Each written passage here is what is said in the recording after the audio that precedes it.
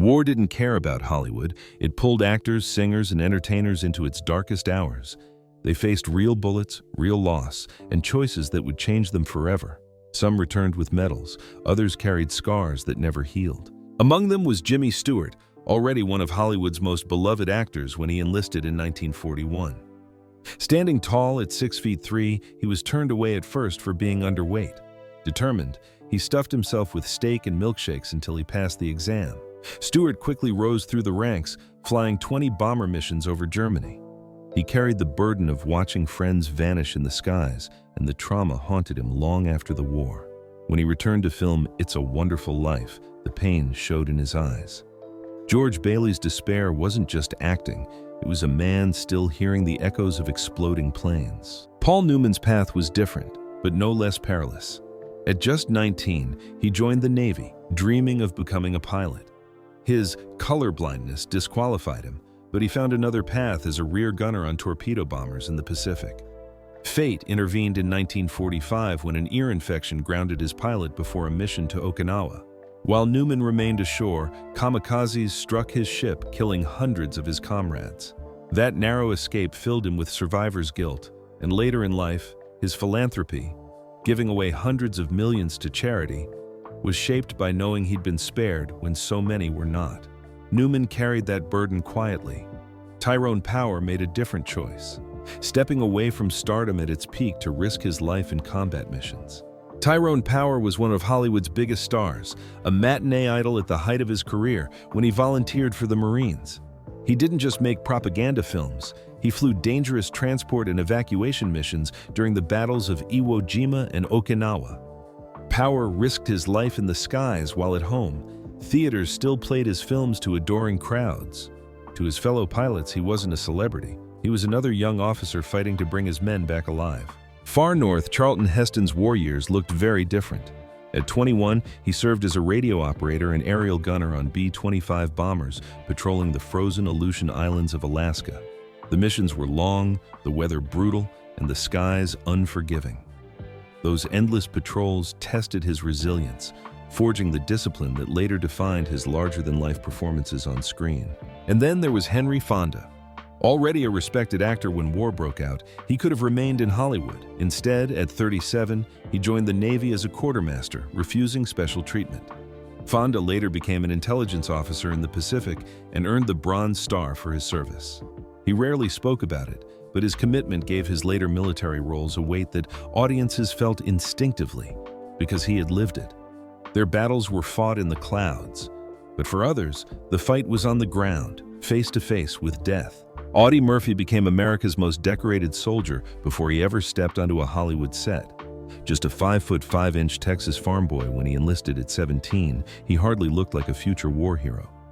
But by 19, he was leading men twice his age through the forests of France, holding off entire German companies almost single-handedly.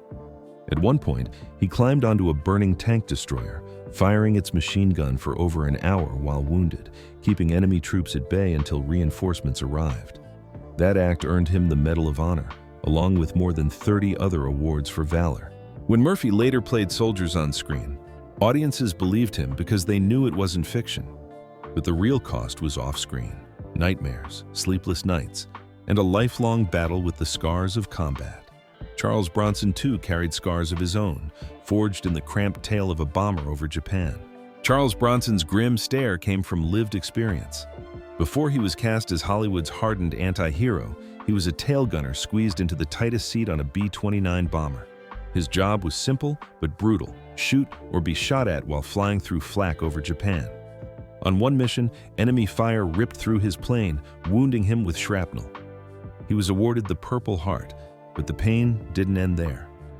Like so many airmen, Bronson carried invisible wounds. His stoicism on screen wasn't acting. It was a man who had already learned how to bury fear. Marvin carried his scars not just in spirit, but in his very bones.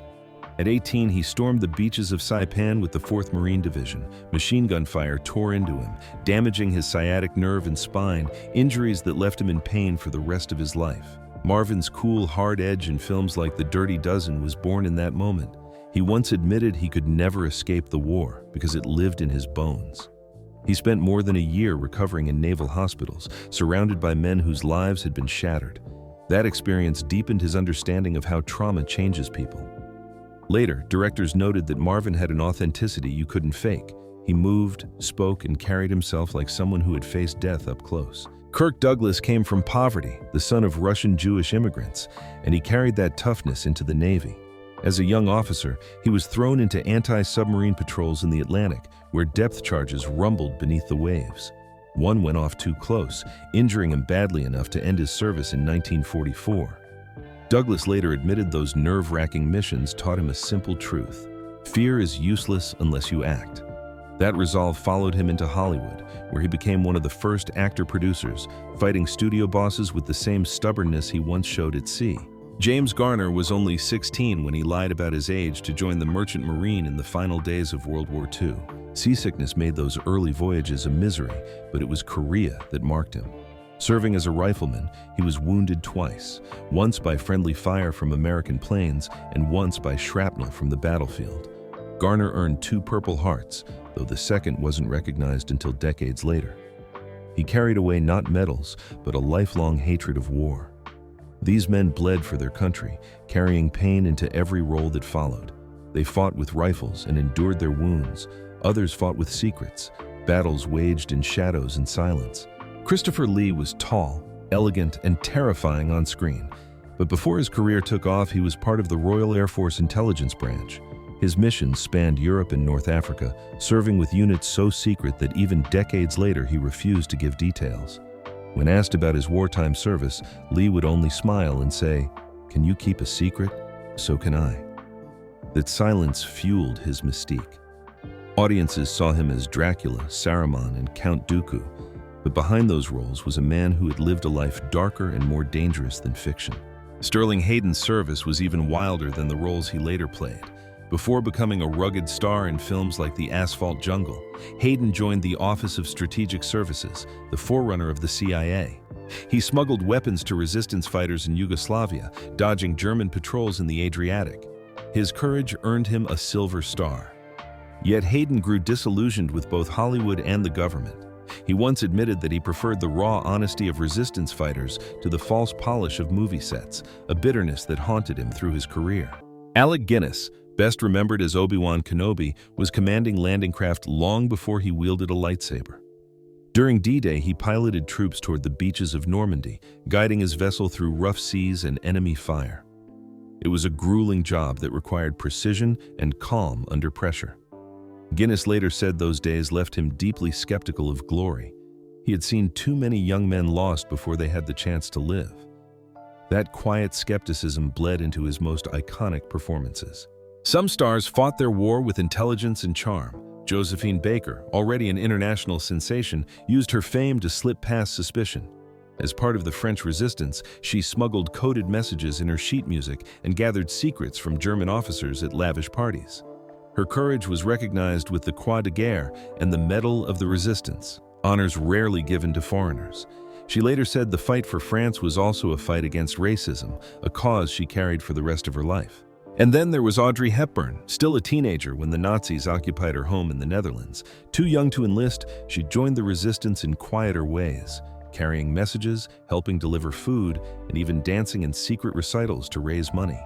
She nearly starved during the famine of 1944, an ordeal that left her with lifelong health struggles. Decades later, when she became a UNICEF ambassador, her empathy for hungry children came from lived experience. Not all courage left medals or scars. Some of it stayed locked away in classified files or hidden in the quiet resilience of those who had risked everything behind enemy lines. And while some carried secrets, others carried laughter, using comedy to keep despair at bay. Mel Brooks was just 17 when he found himself crouched in the mud of Europe with the 1,104th Engineer Combat Battalion. His job wasn't glamorous. He defused landmines under enemy fire, hands steady while bullets cracked in the distance. Later in life, he joked that the 2 things he hated most were combat and engineering. But those jokes masked real danger. In the freezing forests of the Battle of the Bulge, Brooks learned that humor could be a shield. One night, as German soldiers shouted across the lines, he grabbed a megaphone and belted out a vaudeville tune. To his surprise, the Germans sang back in harmony. It was absurd, surreal, and pure Brooks. He turned terror into comedy, laying the foundation for a career built on finding laughter in life's darkest corners. Gene Autry didn't have to go at all. By the early 1940s, he was America's singing cowboy, earning millions from films, radio, and touring shows. But in 1942, at the height of his fame, Autry took the oath of enlistment live on his radio show, shocking fans. He joined the Army Air Forces and trained as a pilot, flying the perilous hump route over the Himalayas. The missions were brutal: thin air, violent storms, and constant threat of drifting into Japanese-controlled territory. Over 1,000 men and hundreds of aircraft were lost on that route. Autry pressed on, ferrying supplies and troops through the mountains. To his fellow airmen, he wasn't the celebrity crooner. He was another pilot risking his life on every flight. Mickey Rooney's war was different, but no less dangerous. Already one of Hollywood's biggest box office draws, Rooney chose to serve with the American troops overseas, driving jeeps and performing shows on the front lines. His fearless dedication to boosting morale earned him the Bronze Star. Soldiers remembered him not as the cheeky star from the screen, but as the guy willing to risk incoming fire to bring a moment of laughter in the mud. Sammy Davis Jr. was just a teenager when he joined a U.S. Army Special Services unit. His role was to entertain the troops, but his service wasn't free of danger or prejudice. Davis faced racism even while wearing the uniform, enduring slurs and segregated facilities. Still, he performed tirelessly, winning the respect of fellow soldiers who saw him lift spirits when it mattered most. Those years sharpened his resolve to fight injustice later through his art and activism. Not all contributions were on the front lines. Betty White, long before she became America's Golden Girl, volunteered with the American Women's Voluntary Services. She drove supply trucks, delivered military goods, and did her part to support the war effort at home.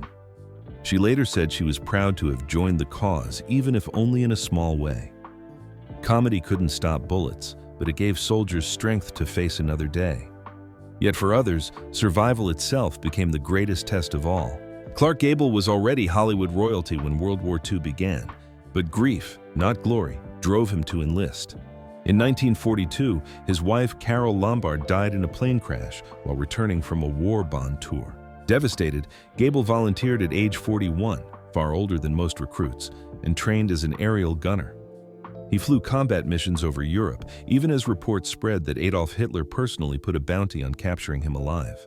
Fellow airmen said he refused to be treated differently, insisting on facing the same dangers as everyone else. When Gable returned, colleagues noticed his premature gray hair, the tired set of his face. He was still the king of Hollywood, but the carefree charm was gone, replaced by the weight of a man who had buried his wife and faced death in the skies. James Doohan became beloved as Scotty in Star Trek, but his most dramatic moment came long before warp drives and starships. On D-Day, he landed with the Canadian forces at Juno Beach. That night, in the chaos of battle, a nervous sentry mistook him for the enemy and opened fire. Doohan was hit 6 times. 4 bullets tore through his leg. 1 struck his chest but was stopped by a silver cigarette case, and 1 cost him the middle finger on his right hand. He survived against all odds and insisted on returning to duty with his unit. On television, directors often hid his missing finger with clever camera angles, but to fans who noticed, Doohan never hesitated to tell the story. Denholm Elliott's path to acting began in a prison camp. In 1942, his RAF bomber was shot down over Denmark, and he was captured by German forces. He spent the remainder of the war in Stalag 8B, a prisoner of war camp.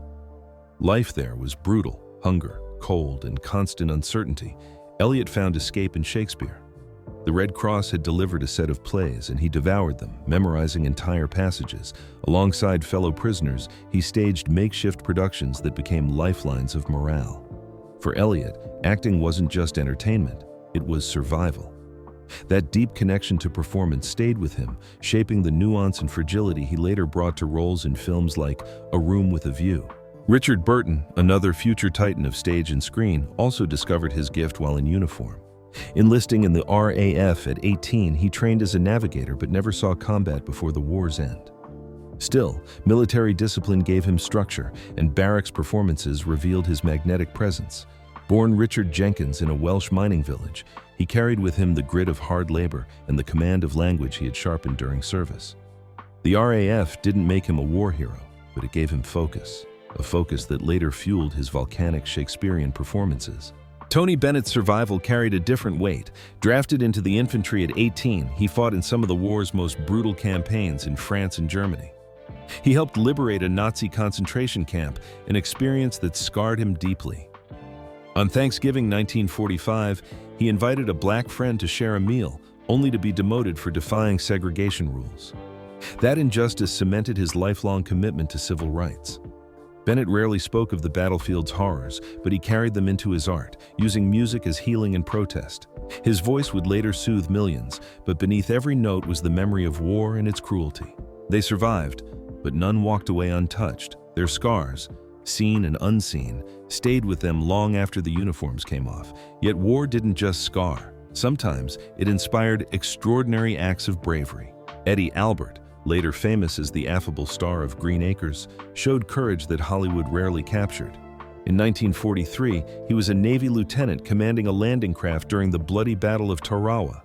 The lagoon was choked with coral reefs and under relentless Japanese fire. Amid the chaos, Albert spotted dozens of wounded Marines stranded in the surf. Instead of retreating, he turned his boat back again and again, making nearly 30 trips into enemy fire. By the time the battle ended, he had saved between 47 and 70 men. For his actions, he received the Bronze Star, yet Albert spoke little of his heroism afterward, preferring the public to remember his easygoing TV persona, but for the Marines who lived because of him, his name meant survival. Douglas Fairbanks Jr., son of the swashbuckling silent film legend, could easily have stayed in Hollywood's shadow. Instead, he carved out his own reputation in uniform. Serving in the U.S. Navy, he specialized in deception tactics, coordinating fake invasions to confuse the enemy. Fairbanks commanded units during operations in Italy and southern France, often sailing close enough to draw enemy fire. His creativity and bravery earned him the Silver Star, the Legion of Merit, and honorary knighthood from Britain. He later joked that all his film swordplay had been nothing compared to the real stakes of naval warfare. Fairbanks's blend of daring and discipline made him one of the war's most decorated Hollywood names. Norman Lear, who would later change American television with shows like All in the Family, began his career in the skies. As a young Army Air Force radio operator, he flew 52 combat missions over Europe aboard B-17 bombers. The casualty rate for those missions was staggering. Nearly half of bomber crews never came home. Lear carried those odds with him every time he strapped into the gunner's seat. He later said the war gave him a sense of perspective that never left him. When you've been at 20,000 feet and flak is bursting around you, the rest of life's problems seem very small. That perspective seeped into his writing, where humor and humanity coexisted with pain and social critique. Each of these men put their lives on the line not only for their country, but for others directly beside them. They didn't just endure the war, they made a difference in it. And together, they came to define Hollywood's greatest generation. The stars who returned didn't just resume their careers, they carried the weight of what they'd endured. And it reshaped everything audiences saw on screen. Jimmy Stewart never fully left the skies over Germany. The haunted look in It's a Wonderful Life came from someone who had watched too many men vanish in smoke and fire. Lee Marvin's hardened demeanor was born on Saipan, where machine gun fire tore into him and left pain for life. Clark Gable, once the carefree king of Hollywood, came back aged and gray, his presence marked by grief. Others revealed it more quietly. Christopher Lee's bearing carried the secrets he could never tell. Audie Murphy, America's most decorated soldier, fought nightmares long after his medals. Tony Bennett's smooth voice masked memories of Europe's battlefields and camps, pushing him toward peace and activism. They had every reason to stay safe, cushioned by fame and money. Instead, they walked away from glamour and put on uniforms. That choice left Hollywood forever changed. They didn't just act brave, they had been brave. And that quiet courage still echoes through their films, reminders that their greatest roles were lived, not performed. And maybe that's why these stories still resonate. Hollywood today might chase blockbusters and scandals, but these men and women left us something deeper. They proved that courage isn't written in scripts or staged for the cameras. It's found in the choices you make when the world is falling apart. Their names may fade with time, their films may gather dust, but their legacy isn't measured in box office numbers. It's measured in sacrifice, in resilience, and in the simple truth that when history called, they answered. That is Hollywood's greatest generation, and their quiet bravery will outlive us all.